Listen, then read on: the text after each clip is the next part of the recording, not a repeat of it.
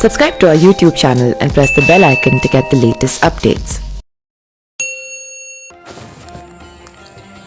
इतिहास में ऐसे कई रहस्य दर्ज हैं जो चौंकाते हैं। इनमें से ही एक है सम्राट अशोक के 9 रत्न की कहानी। दरअसल सम्राट अशोक का मानना था कि ज्ञान ही सबसे बड़ी शक्ति है, इसे संरक्षित करना जरूरी है।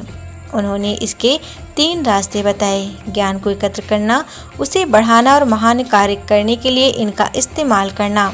उनका मानना था कि अगर ज्ञान किसी गलत इंसान के पास चला जाए तो दुनिया विनाश की ओर मुड़ सकती है, तबाही आ सकती है। ऐसा ना हो, इसके लिए उन्होंने अलग अलग क्षेत्रों के 9 विशिष्ट प्रतिभाशाली लोगों को मिलकर एक सीक्रेट सोसाइटी बनाई। इन्हें 9 अननोन मैन के नाम से भी जाना जाता है।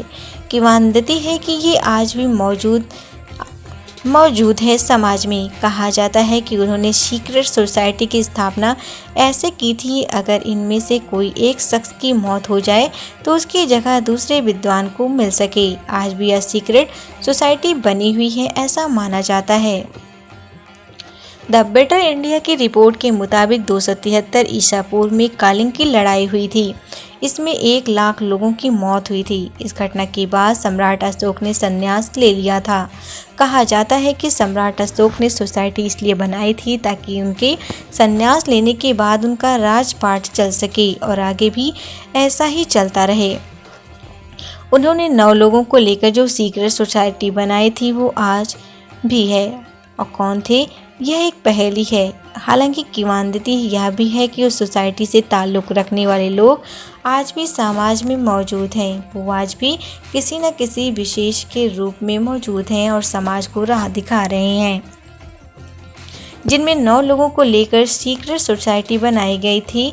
उन्हें शामिल करने के लिए 9 विषय चुने गए थे जिसमें उन्हें महारत हासिल थी। वो 9 विषय थे: propaganda, physiology, microbiology, alchemy, communication, gravity, cosmogony, light और सोशियोलॉजी। ये कौन थे, इसको लेकर लोगों ने अपने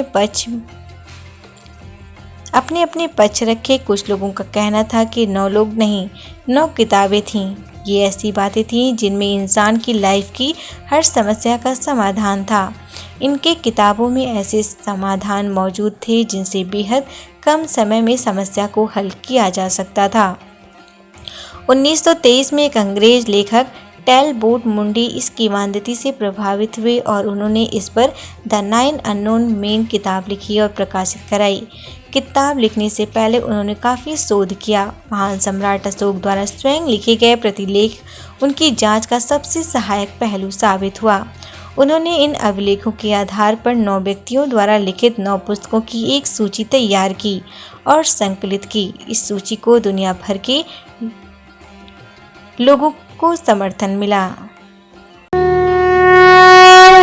Subscribe to our YouTube channel and press the bell icon to get the latest updates.